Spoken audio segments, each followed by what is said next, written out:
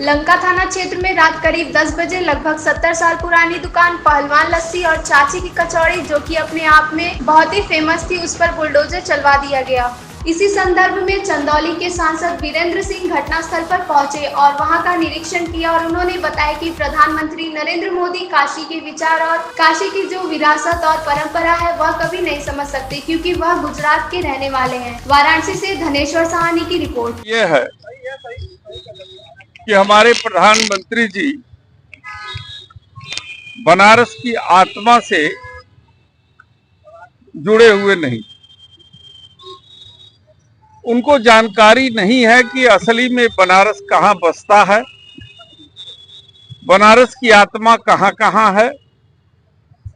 जैसे हम लोग भी काशी विद्यापीठ के छात्र रहे हैं और यहाँ बैठ करके जरूरत पड़ने पर जब मेस बंद होते थे या कभी बंद करता था तो शाम को कचौड़ी खाते थे, लस्सी पीते थे और यहाँ हम लोग बैठ करके कुछ बातें भी करते थे।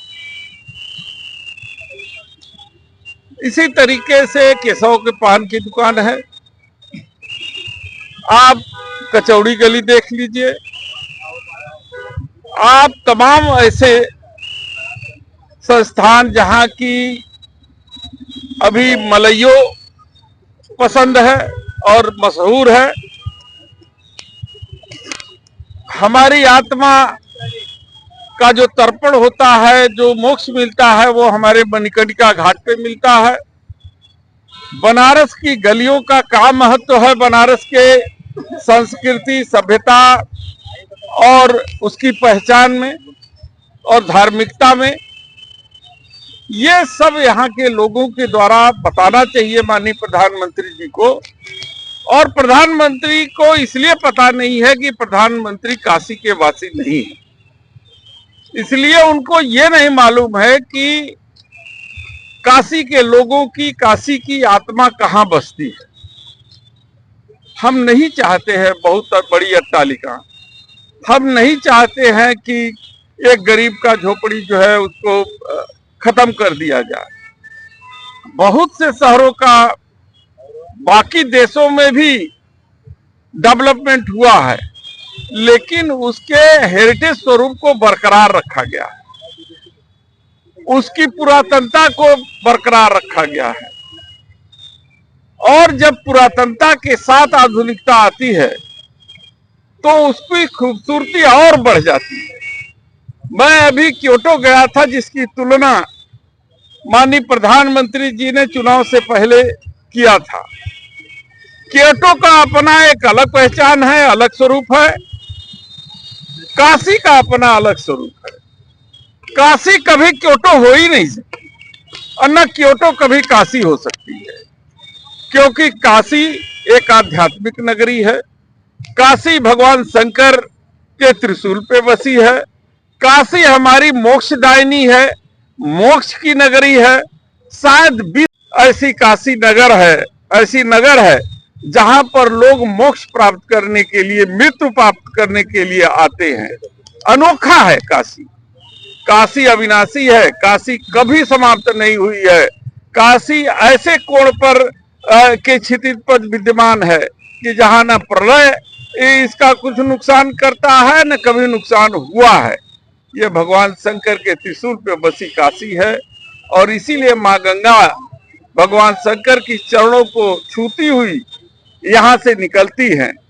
और उसी जो है गंगा के स्वरूप को यदि किसी कारण से अगर गंगा जी भगवान शंकर के चरण छोड़ करके दूर चली गई तो काशी के लिए बहुत बड़ा संकट का सामना करना पड़ेगा।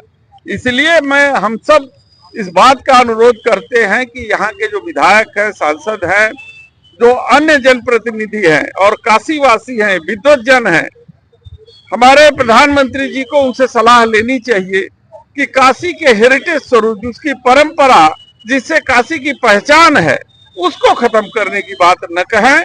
सड़कें तो बनती हैं, बिगड़ती हैं, कभी चौड़ी आप बना के जा रहे हो, कुछ दिन के बाद और सकरी हो जाएंगी तो और चौड़ी होंगी। तो ये तो लगातार निरंतर विकास की प्रक्रिया है जो होती रहेगी। लेकिन यदि काशी का स्वरूप बदल जाएगा और काशी की पहचान बदल जाएगी, उसकी आत्मा से छेड़छाड़ किया जाएगा, तो ये काशी के लोगों को बहुत बर्दाश्त नहीं हो पाएगा।